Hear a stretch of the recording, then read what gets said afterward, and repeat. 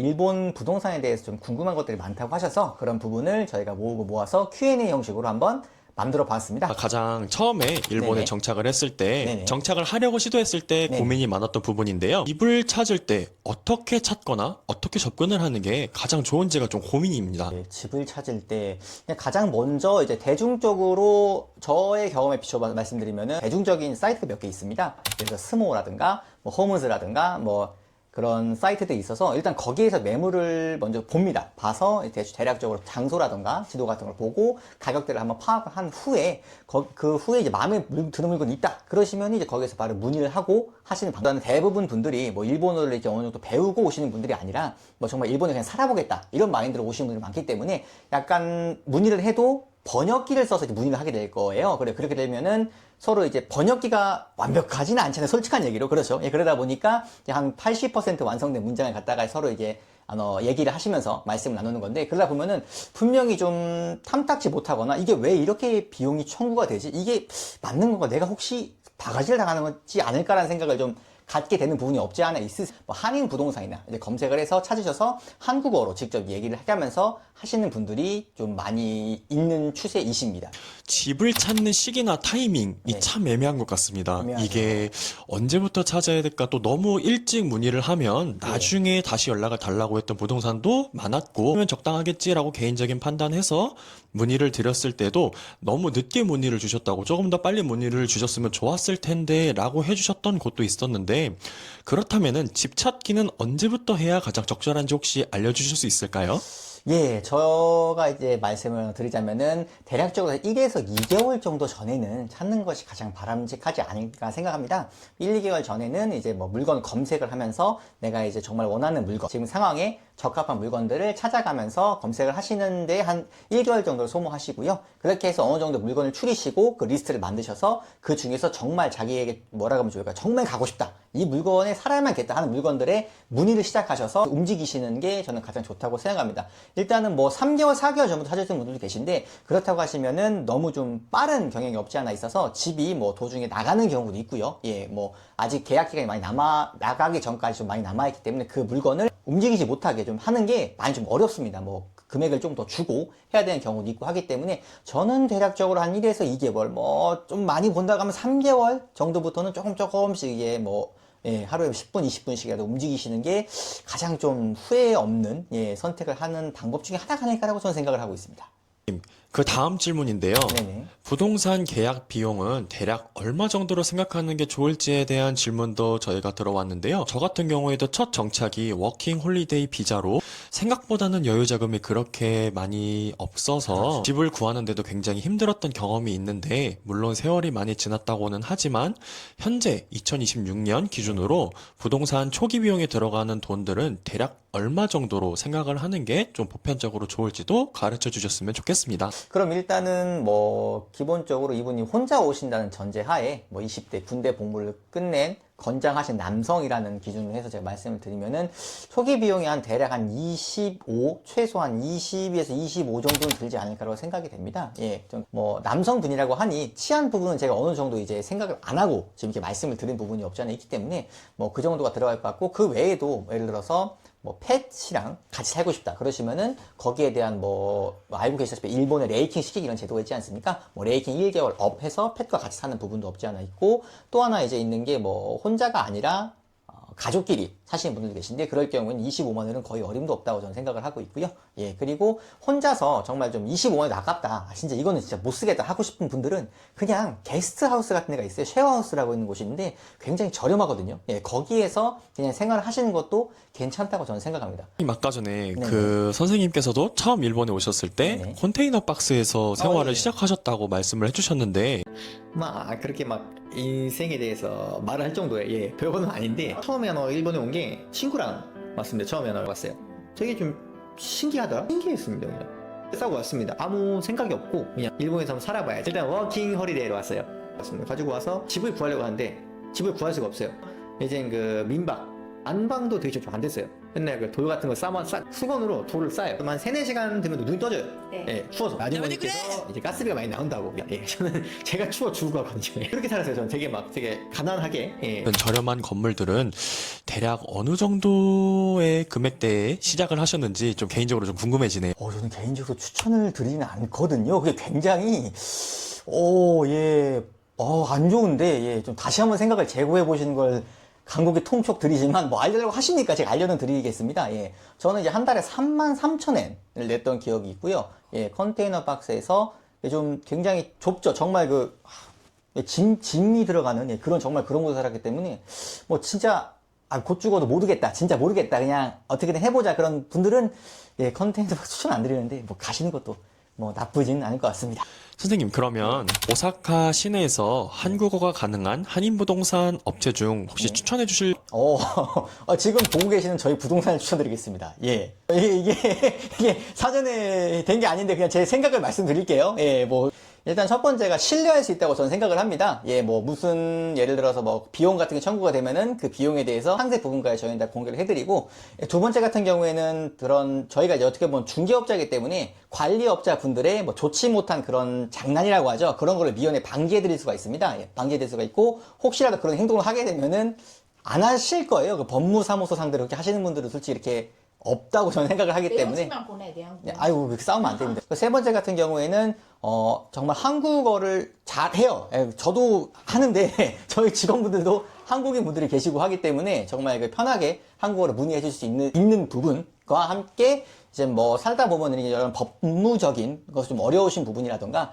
비자 부분으로 좀 힘드신 부분 같이 저희가 다 전부 서포트를 해드리기 때문에 그런 부분에 대해서는 좀 괜찮지 않을까라고 생각을 합니다. 한국 분들께서 인지도가 있는 곳이라고 하면은 대부분 난바나 도톤보리 쪽만을 떠올리기 쉬운데요. 오사카에서 집을 구할 때 난바 쪽이나 도톤보리 쪽으로 집을 구하는 게 최선일까요? 아니면 선생님께서 생각하실 때 오사카의 이곳에서 시작하면 좋다라는 베스트 3 혹시 추천 가능하실까요? 굉장히 좀 어렵고 심오한 질문 같은데요. 예. 갖고 계시는 자금도 그렇지만 어떠한 생활을 하실 건지에 따라도 달라질 것 같아요.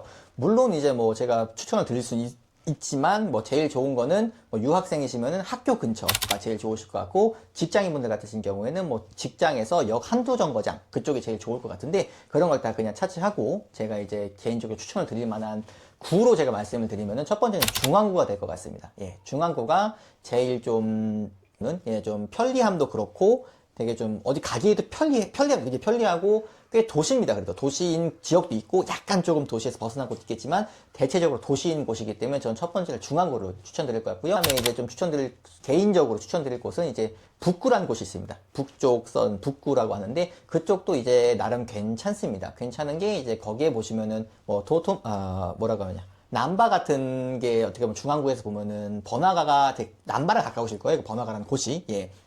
가깝겠지만 북구 같은 경우에는 이제 우메다 쪽과 많이 가깝습니다. 가깝다 보니까 굉장히 좀 교통도 편리하고요. 인프라도 남바에 못지않게 굉장히 편리합니다. 단점이 중앙구보다는 조금 가격이 좀 비싼 부분이 없지 않아 있습니다. 그 부분이 좀 그렇긴 한데 그 외에는 전차도 훨씬 한큐, 한신 굉장히 많은 노선들이 존재하고 하고 있기 때문에 저는 제가 봤을 때 우메다도 괜찮을 거라고 생각을 합니다. 마지막으로 추천을 드려야 되는데, 마지막 같은 경우는 저는 이제 서구를 추천드리고 있습니다. 서구 같은 경우에는 중앙구보다는 좀 고급 맨션들이 솔직히 좀 많습니다. 서구 쪽에 많다 보니까 유학이나 월 시작하시는 분들보다는 조금 가족 타입에서 좀 생활하시는 분들이나 아니면 자녀 계획이 있으신 분들이 조금 약간 그런 럭셔리 맨션 같은 데 들어가서 생활을 많이 하시기 때문에 저는 세 번째는 그 서구 쪽을 감히 제가 추천드리자면은 그렇게 추천드리지 않을까 생각이 됩니다. 네, 그러면은 동네 추천을 받았으니까 실제로 제가 살게 될 맨션을 골라야 될 순서라고 생각이 드는데요. 만약에 제가 너무 가고 싶은 맨션이 하나 있는데 내부도 리모델링도 하고 깔끔해도 보이고 주변 인프라도 나름 괜찮아 보이는데 다만 신경 쓰이는 부분이 건축 연수입니다. 아니면 신경 쓰지 않아도 뭐 괜찮을까요? 선생님 생각은 어떠세요?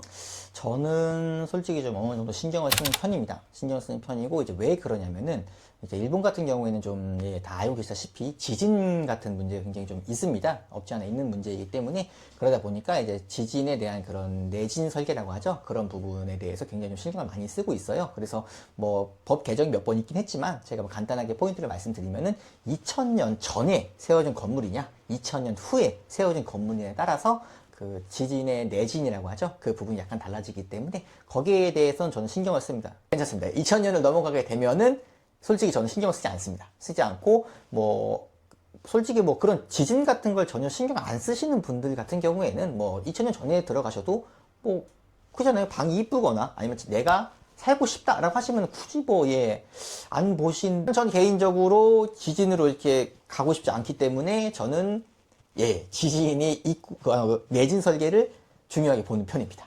선생님, 제가 들어가고 싶은 맨션을 하나 찾았는데요. 예, 예. 근데 여기가 좀 자세하게 옵션을 알아보니까 예. 도시가스가 아니라 프로판가스라고 혹시 적혀 있는데 그럼에도 불구하고 감수하고 들어갈 만 할까요? 저는 개인적으로 그 집이 어떤 집인지는 모르겠고, 예, 뭐, 평균적인 가격보다야 뭐 엄청 싸거나 그러시면 저는 괜찮다고 생각을 하는데, 뭐 조금 가격적인 그런 메리트가 그렇게 심하지 않는다는 전제하에 말씀드리면은 저는 반대할 것 같습니다. 예, 비추천할 것 같고, 그 이유로서는 도시가스 같은 경우에는, 일단 프로판 가스는 비교하면 굉장히 저렴합니다. 예, 엄청까지는 아니지만 그 저렴한 편이고, 뭐 되게 쉽습니다. 전화 한 통만 하면은 바로 연결되고, 이런 좀 편리한, 정말 도시에서 쓰는 가스라고 생각하시면 되는데, 프로판 같은 경우는 약간 좀 매니악하다고 생각하시면 될 것 같습니다. 예. 그래서 가격이 좀 비쌉니다. 예. 매니악하게 되면 가격이 좀 비싸고, 전화 한 통화로 간단하게 되는 문제가 아닙니다. 또 그거를 주문을 해서 갖고 막 되게 좀 복잡합니다. 저같이 가녀리고 이런 사람들 같은 경우에는 절대적으로 도시가스로 가시는 게 좋지 않을까라고 조심스럽게 생각을 말씀드립니다. 부자면은 쓸 수 있겠죠. 부자면. 돈이 많으신 분은 어느 집에 가서 어떤 걸 쓰는 상관이 없습니다. 이걸 보실 필요가 없으세요. 예, 예. 선생님, 그리고 집을 찾다 보니까 원룸, 1K, 그리고 DK, LDK 이런 용어들을 자주 좀 접하게 됐는데요. 혹시 이런 용어들은 어떻게 이해를 하면 될까요? 간단하게 제가 설명을 드리겠습니다. 원룸은 문을 열면 바로 제 침대가 보여요. 그게 원룸입니다.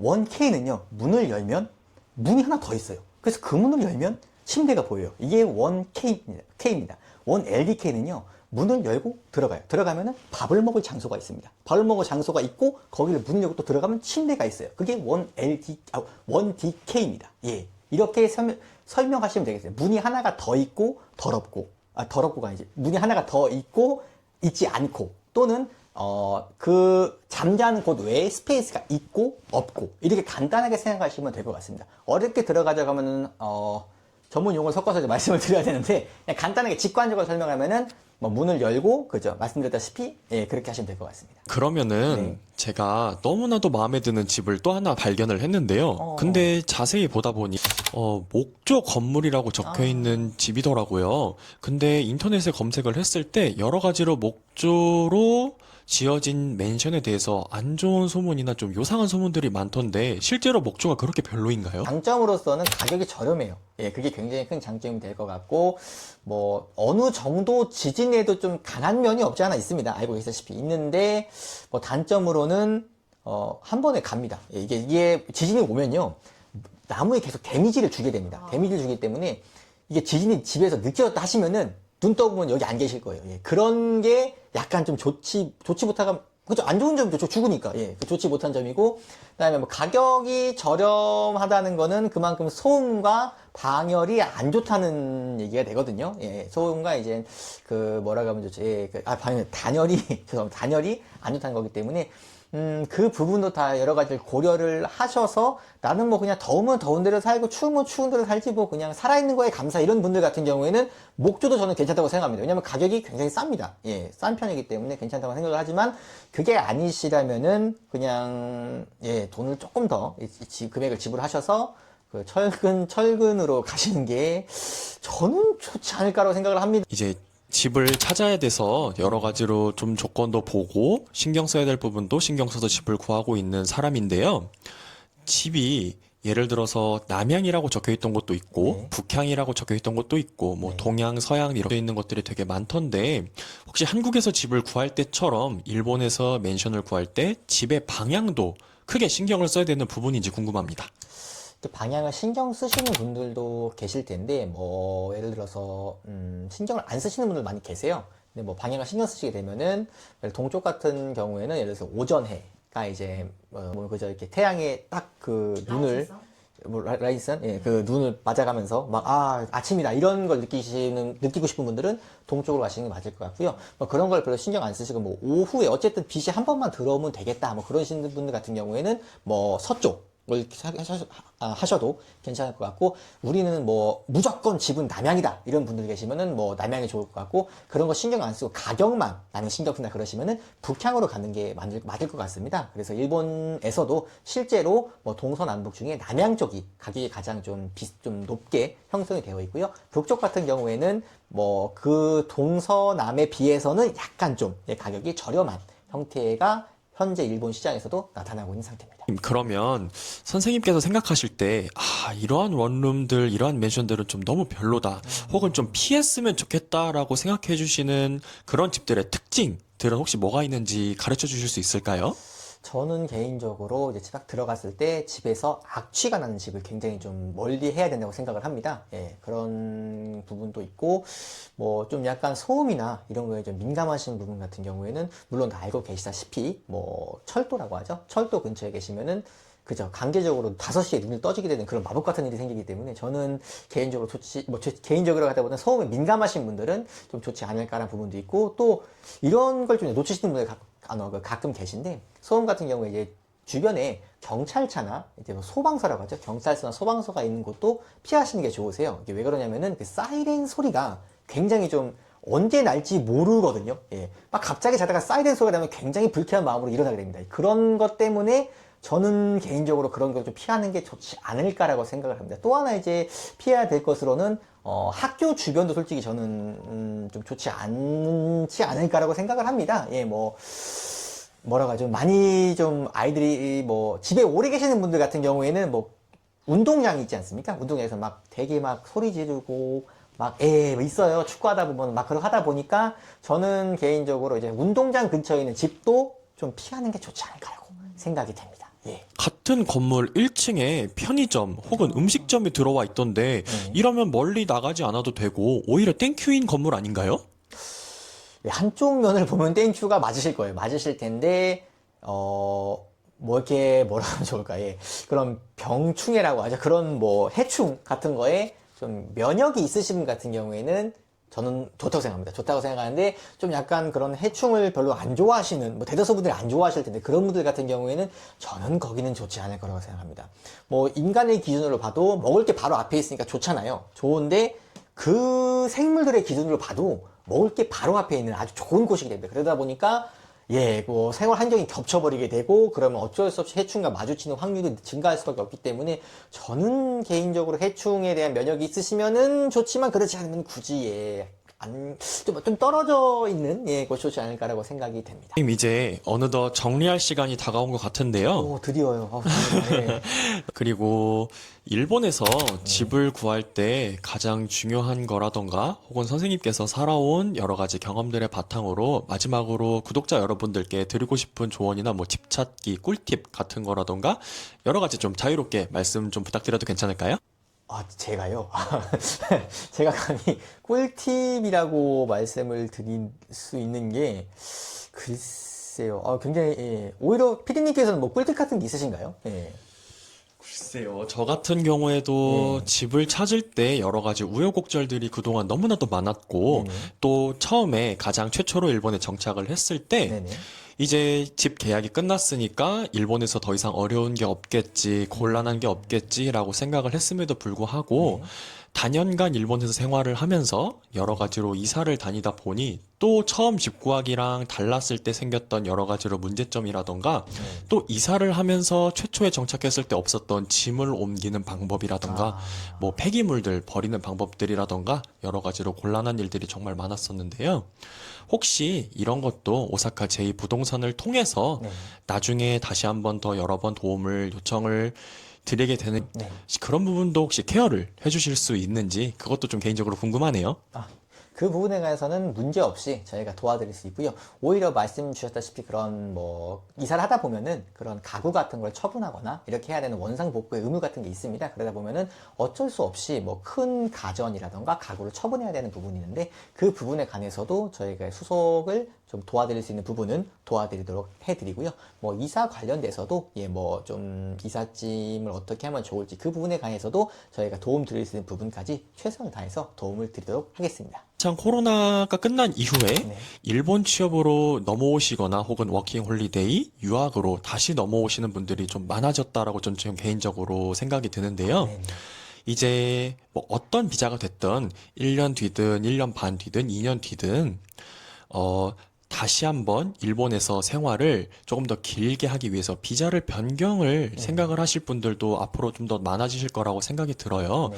혹시 그러한 부분에 대해서 오사카 제2부동산에서 특별하게 도움을 받을 수 있는 부분이 있다던데 혹시 사실인지 한번 네, 사실입니다. 사실이고 여러분들이 이제 오셔서 생활을 하시다 보면은 뭐 워킹으로 오시는 분 같은 경우에는 이제 향후에 취업 비자라던가 아니면 조금 더 공부에 뜻이 있으신 분들은 유학 비자로 변경을 하시게 될 텐데요. 그런 부분에 관해서 저희가 좀 도움을 드리고 뭐 취업으로 오신 분들도 향후에 여기서 좋은 인연을 만나셔서 뭐 100년 해로 100년 가약을 맺으시게 되면은 거기에 대한 또 배우자 비자라던가 그 이외에 뭐 취업을 하시다가 향후 사업으로 전환하셨을 때 뭐 경영관리 비자라던가 그런 부분에 대한 비자의 전반적인 상담을 또 저희가 도와드리고 있고요. 뭐 회사 설립 같은 경우에는 그 사무소가 또 필수로 필요할 수밖에 없게 됩니다. 그러다 보니까 그런 사무소에 관련된 건물도 저희가 현재 지금 취급을 하고 있기 때문에 거기에 대해서 뭐라고 하면 좋을까요? 불안해하실 것도 없고 두려워하실 것도 없고 언제든지 저희가 여러분들 편에서 서서 싸워드릴 테니까 문의를 주시면 감사할 것 같습니다.